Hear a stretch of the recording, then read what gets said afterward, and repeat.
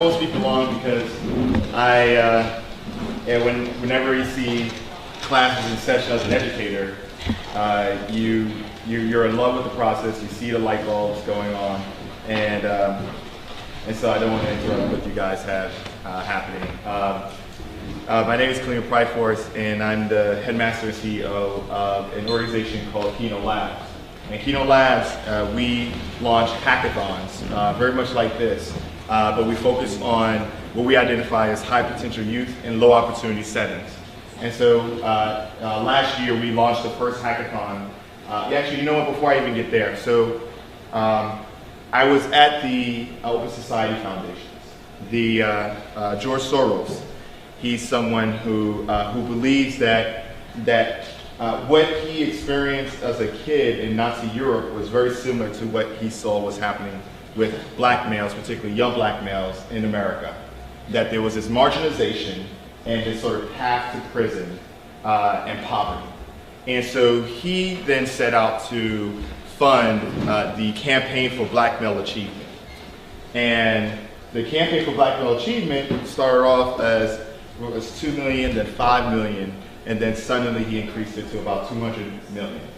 So the White House called and said, whoa, this is the largest philanthropic support of these kinds of causes.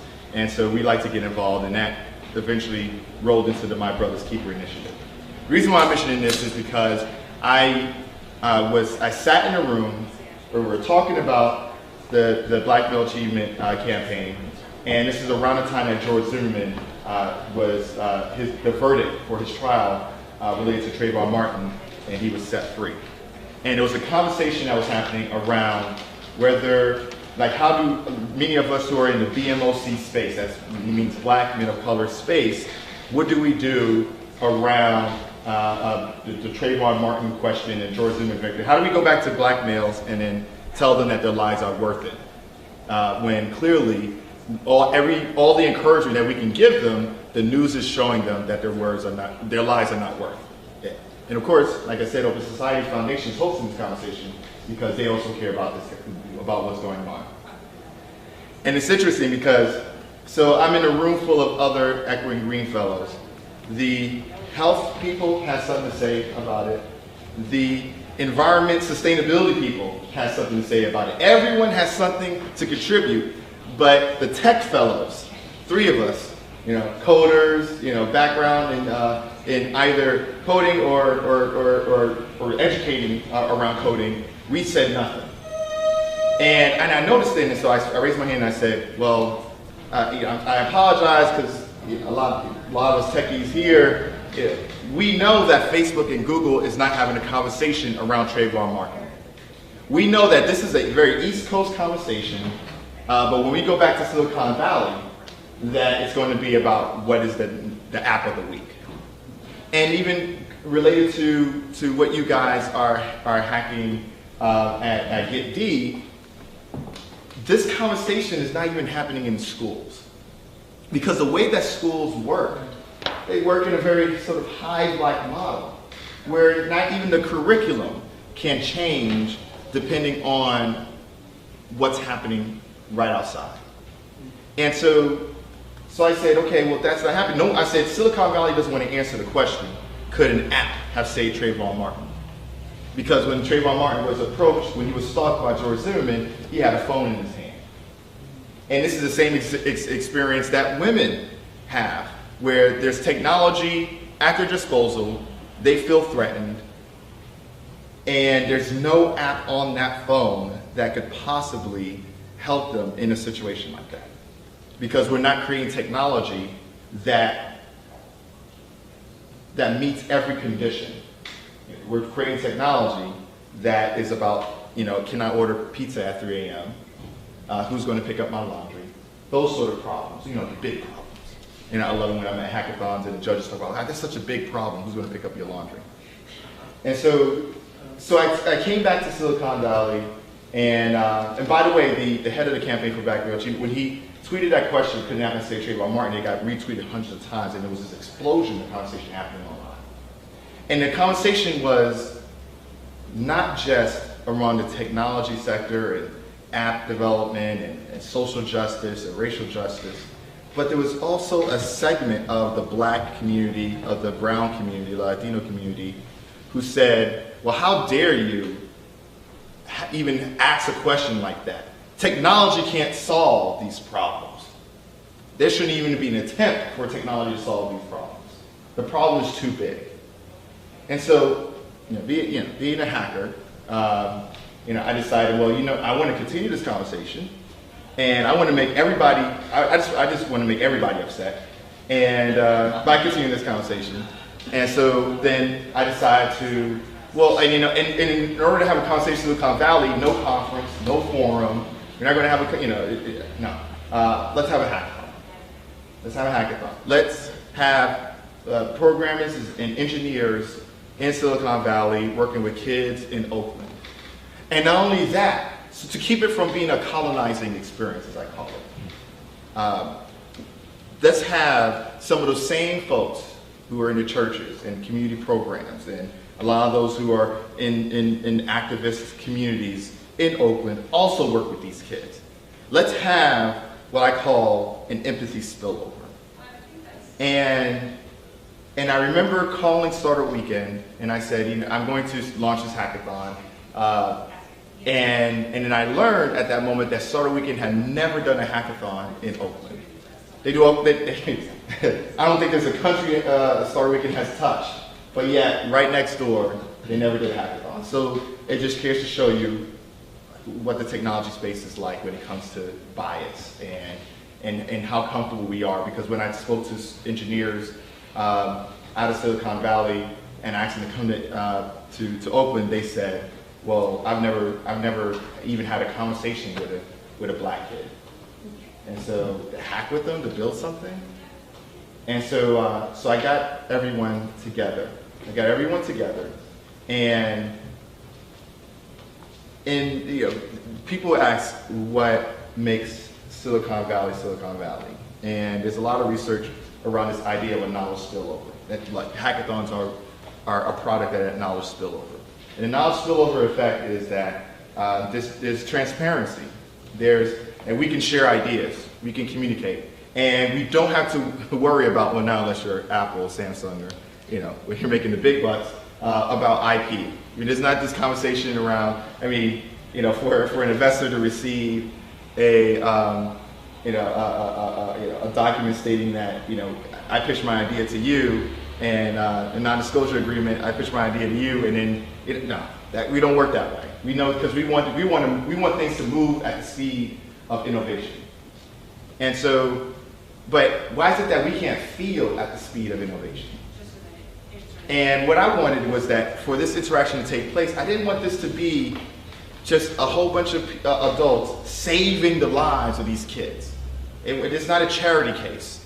That I want these kids to be able to be seen as the next Dr. King, the next Malcolm X, the next Steve Jobs, the next Mark Zuckerberg, the next Amelia Earhart, the next Eleanor Roosevelt. And I want these kids to be perceived as assets and not a deficit in society. You're not saving them. We're investing in new talent that we don't have to import from abroad.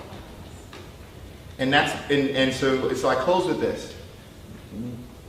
What was created at that event and then duplicated in New Orleans, which was funded by Prince. Yes, that Prince. And then with My Brother's Keeper in Philadelphia, and then in Oakland.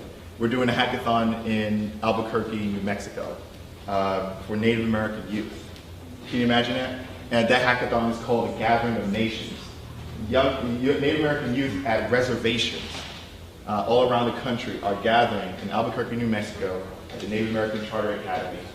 And they'll be exposed to computer science, they'll be exposed to coding, they'll be exposed to designing, they'll be exposed to solving problems using 21st century tools with age-old wisdom from their grandmas, from their grandfathers.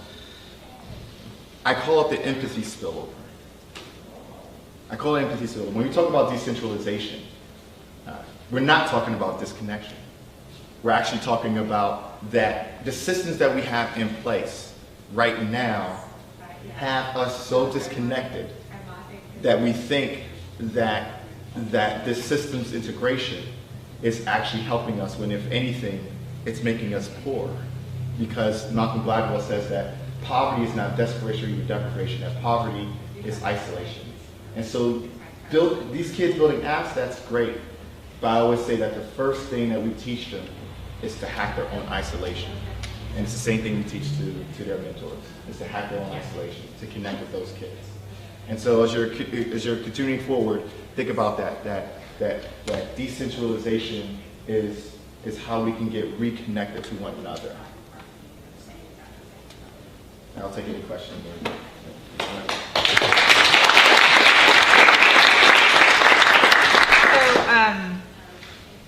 How are you actually following up with folks? Because my partner and I were in the Impact Hub a week after that hackathon, and we talked to the woman who won it, and she's like, nobody's followed up with me. Nobody from the 20Priforce Center has called. Zero communication. And we came away from that conversation being like, well, it's great that they did that weekend, and it was inspiring for that time, and how is the organization actually connecting and accountable to the youth that it's engaging with? Because that didn't really sound like it to us. So, very interesting process. When you go from a software development company for years, Daniel Goldman here is on our advisory board, and he's been with us for a very long time. So he's seen us go through this transition of application development to now doing hackathons. When you take a step like that and you say, okay, we're going to do hackathons, right? And then you go, okay, all right, so are we for profit, are we not profit? Like, how do we function? One of the most important things was that we still continue to develop a product, right? And so each hackathon is its iteration. It's hackathon 1.0, 1.1, 1.2. And what we learned when we went from the beta hackathon to New Orleans a couple months later was that being able to track progress and be able to follow up with folks post-hackathon, we said, well, you know what? That's what hackathons in general do poorly, right? Because what happens is that when hackathons end, then that's when society kicks in. Those who have resources get to develop their app. Those who don't, the app dies. And so we said, okay, you know what? Then that's what we're going to find ways to invest and cultivate these ideas. What we learned, this is a very sort of lean testing approach. What we learned was that a lot of those who came out of our hackathons, that the organizations that we were involved in, we were beginning to step on their toes.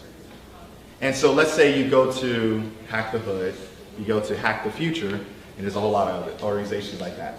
You go to Youth Radio, Youth Impact, all these different organizations, and you say, okay, let's have your youth be a part of our hackathon experience. They join our hackathon experience, and then after the hackathon, we all go to the same funder. And one of those kids takes the AP course in computer science. Who takes credit for it? Whose metric is that? Yeah. And that actually matters to those organizations. Well, okay. And so in our conversation with them, they said, you know what? This is what we really need. Is that we need not the kids to be the customer, we need to be the customer. And then we thought about that and we said, okay, so all of these organizations, since Keynote is directly connected to Silicon Valley, having these conversations, why not we develop those organizations on the ground who are continuously developing and cultivating the relationship that they have with these kids? And what we found out was that no matter where we went, New Orleans, Philadelphia, all the different places, when Keynote does its thing and we have our hackathon, we're considered a social pariah if we just stick. See, now we're centralizing, right? We're social. If we stick around and then we start to dominate and we start to track and we start to control what happens with the kids. And so that's when we decided, okay, you know what? Let's not do that. Let's actually continue to develop those kids and those mentors through our community partners. And so now we have what we call a network of networks. And so now whenever we have a hackathon, we have community partners. And so, for example, we have a town hall prior to our hackathons. And we engage these community partners. And we find ways that we can develop their capacities. And because of that, since we've gone from the first hackathon to the second to the third hackathon, we've already helped launch 3 new organizations that are doing hackathons themselves. And by the time we got to our 4th hackathon, now there are 5 organizations around the country that are continuously doing our work, or they are learning from our model and building a STEM-based program there. So if that person who was engaged in our hackathon, if they were to check in with us, we would let them know, hey, our model is a little bit different now, and we would want you to continue to stay connected to one of our community partners. And so, in many ways, our decentralized approach allowed us to become a better neighbor wherever we go to these community partners. So if I can add, even by the time you were in New Orleans, which was the second one, you had a relationship with Propeller, yes, which is a local incubator space. There's some other incubator space that I don't remember, and those were going to be follow-on homes for people. There was an educational group. Yes. There was one of the other judges. Yes, that was they're already Matt Chandler. Noticing that is a deficit in the system, but doing things incrementally. I totally understand that it's disintermediate, right? And I think it was just really sad. Oh yeah, I mean that nobody talked to the winner about how, anyways, this is gonna happen and it's sad. But I'm glad to hear all the learning that's happening, and it sounds like the model's evolving, and that's really cool. And a lot of people did stay connected. Sharon wrote a book. So other people stayed connected. To some of it may be the individual and not the environment as well. Yeah. So have her contact us, and then we'll see what we can do. Yeah. She was only the winner, but anyways. Wait, she was the winner of the hackathon? Yeah. Which one was, who's her name? What's her name? It was a long time ago. Okay. And we had one really in-depth conversation, and she was like, yeah, nobody's talked to me. Okay, because it was just sad. Because the winner of the hackathon actually was with us in New Orleans, actually. Okay, so maybe you did reach out to her and it was too Yeah, so just check in with her and see how she's doing. Anyone have any other questions? I don't want to take up too much of you guys' time. Can I add one other thing which I think is so important about what Claimant's doing, one of many things that's important, and it's along the lines of what the Civic Makers do, and I think they've been here as well, Lawrence and Brian, is it's not just about hacking technology. Someone had the shirt up here, or maybe it was at the event last night, different event last night, said, if you can't open it, you don't own it. And this idea that you're hacking technology coming together for these hackathons, this is lighting up kids about ownership of their society, ownership of their world. And I see how these kids leave it inspired by that, and having new people to collaborate with. And we talked about, one of the conversations here was a lot about the importance of community and like-minded people, and people who can facilitate you not just through the technical journey, but the emotional journey that you're going to go through. And that's a big piece of what these events really bring for people. I agree. And it's also, like I said, that empathy spillover is a transformative effect for those mentors. Our last hackathon, one of the mentors was so moved because, once again, it was a question of what's going to happen with the kids after the hackathon. And so we connected that kid to a program. We were able to provide him with free internet he didn't have before. But his mentor actually took a step further and actually bought him a laptop. He bought 2 other kids involved in a laptop.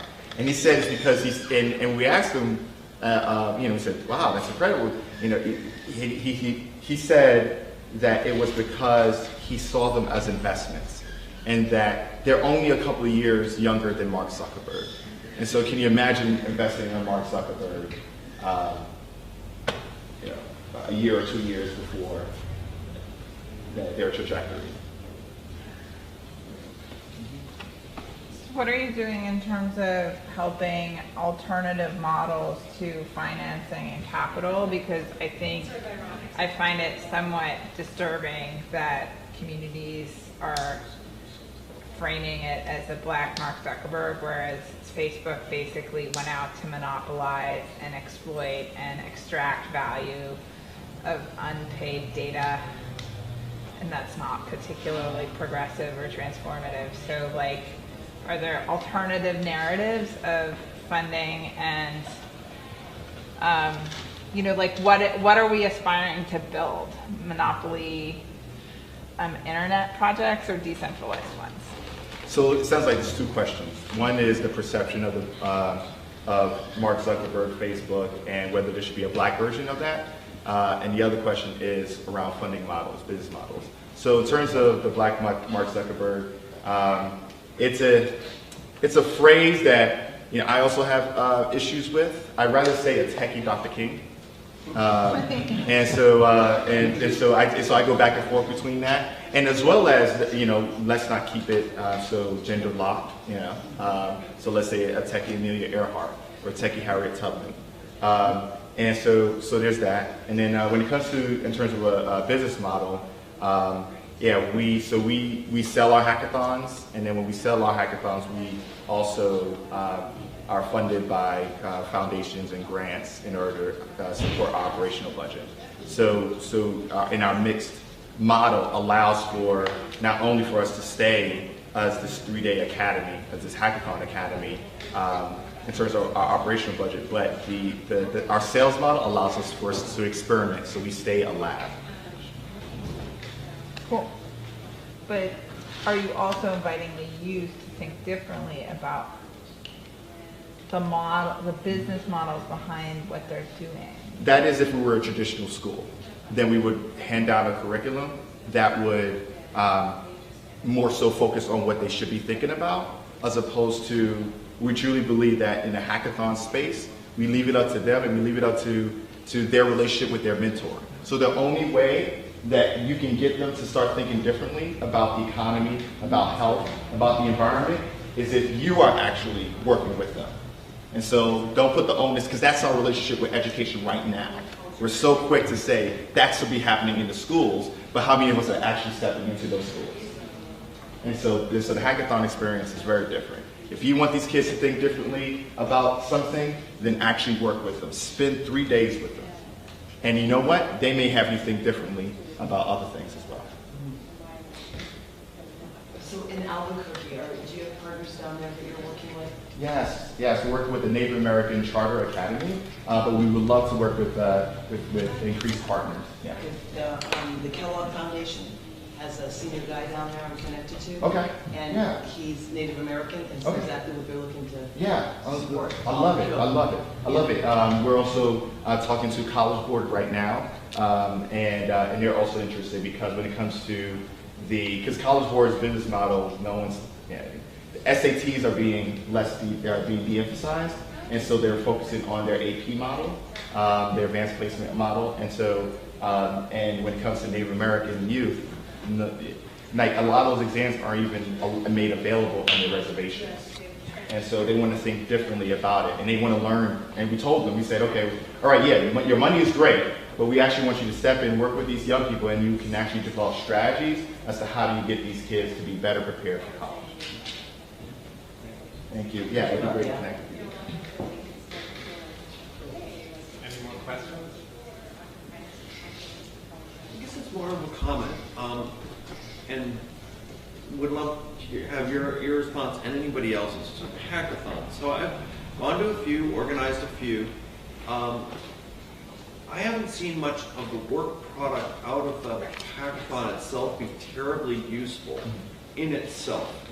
The relationships built, great. As a sort of an informal interview structure in the broad sense of trying to understand what it's like to work with different people, great. As a mechanism of communicating much more in a grounded way, of sort of how does something work and how do you work together with something, great. But the idea of actually seeing work product out of it feels sort of as fleeting as success stories in microfinance, or some other sort of snarky line of sort of like, yeah, there's another picture of that same person with a cow. and everybody else gets smushed. But so, what are hackathons actually good for in your concrete experience? You know, in your environment or other people that have been to these sorts of things. What is it? What do they do for us? So I have okay, so I'm going to make a blind assumption. Most of the hackathons that you've been to and that you've maybe even organized were mostly white, mostly male, and definitely unhealthy. And that's the thing, is that when we tried to hack the hackathon model, we wanted to make it different. And in the conversation that we had with several others around how to build this new hackathon model, it was a question of, okay, so, you know, there's I grew up with a formal Buddhist education. And one of the monks used to always tell me the story of the mouse and why the mouse made it to the Chinese New Year. And it said it's because the mouse knew that it couldn't keep up with the rest of the animals. As when one world was ending and another world was beginning. And so it climbed on the back of a turtle. And it was allowed to then hop off the turtle and then jump into the new year. And that's how you have the mouse. Hackathon is the turtle. So the question is, so for us, what's really happening during that hackathon? During that hackathon, these kids are registered. And so it means they're registered, that they are now on our radar. So that digest of organizations now that we have, Youth Radio, Youth Impact, this organization, you know, we try to keep around at least 25 organizations. They now know who this kid is. And so now this kid is under their radar. This kid is no longer invisible. This kid is no longer isolated. And so we even send an email out to their principal. And we said, thank you for allowing so-and-so. And the principal more than likely doesn't even know that the child is registered in the hackathon. Thank you for allowing this kid to be a part of this hackathon experience. This is what they were learning. They're learning rapid prototyping skills. They're learning how to pitch. They're learning design thinking. You know, we give them a whole what the curriculum is. And so there's that. The other parts of it is that our hackathons have some of the best food that we can find in the city. And so for these kids, so once again, you know, you go to a hackathon, you know, the food's and so. But for these kids, it's one of the first times that they've ever actually had any organic food. It's the first time that these kids have ever had. And so, you know, and I could keep listing down the benefits. But when it comes down to it, the app development is the lower hanging fruit. It's like, okay, they build an app, that's great, they learn some skills, wonderful, terrific. What I'm really excited about is Zachary Dorsonville, who crowdfunded his way to our New Orleans hackathon and was able to create an app in our Philadelphia hackathon. So it's 2 hackathons that was able to deal with his childhood depression when his mother died. And so he created an app called Recuperate. Or Victoria Pinnell, who drove from New York City to New Orleans in order to help create an app that fights human trafficking. Or George Hofstetter in Oakland, who created an app called Cop Stop, which is an app that helps minority youth with the conversation, a digital version of the conversation that they tend to have with their parents as to how to deal with police officers and live. And so it becomes this transformative, really amazing experience that, you know, we no longer question what Disney does for kids, right? They have a magical kingdom and they play and they play and they play. It's great. Wonderful. Play is important. But what happens after the play? What happens when the kid actually wants to transform their play into modeling and they actually want to become future astronauts? What happens when they want to become computer engineers? And that's what we do with these hackathons. So the hackathon, you know, whatever the hackathons happen, and that's one of the reasons why I've supported Joaquin in this hackathon, is that it allows for these kind of conversations. You and I may have never met before. It allows for these conversations to happen and then actually take it a step further than just a conversation. Because that's what decentralization is about. Conversations, we can have conversations till we're blue in the face. Unless there's a shift in power, unless we're actually making people powerful, then we're not doing much. And it's my hope that the hackathon as a turtle is really hiding, disguising this mouse that is is more than Mickey Mouse. It's more like Mighty Mouse. That is making these kids feel powerful as they're going through this experience. We have 3 days to transform their lives, and it's those 3 days that we make work for them.